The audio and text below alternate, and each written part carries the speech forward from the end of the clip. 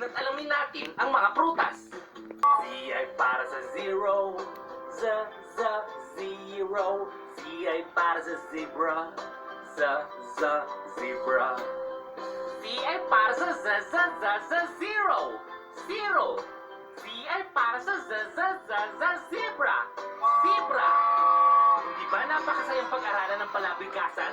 Halina't kantahin natin muli ang kanta ng palabigkasan.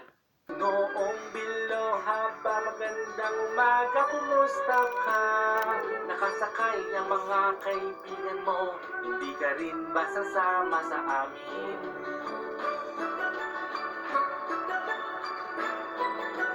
Hanggang sa muli, mga bata! Ah, entendi. Talvez você seja o Papa Lagarta de asa vermelha. Eu acho que está mais para um sabiá. Um sabiá? Pode ser isso. Os sabiás imitam os cantos de outros pássaros. Se o Woodstock imitar os cantos de outros pássaros, ele não vai ter um problema de direitos autorais? E se ele for uma águia? Imagina só se o Woodstock for algum tipo de filhote de águia. Uma vez eu li sobre uma águia que carregou uma criança pequena.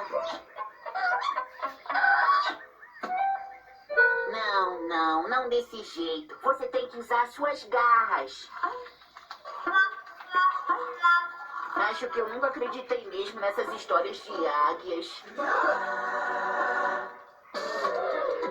Versão brasileira Audiocorp. Versão brasileira Vox Mundi. Versão brasileira Vox Mundi. Versão brasileira Vox Mundi. Zero. Z ay para sa zebra, zebra.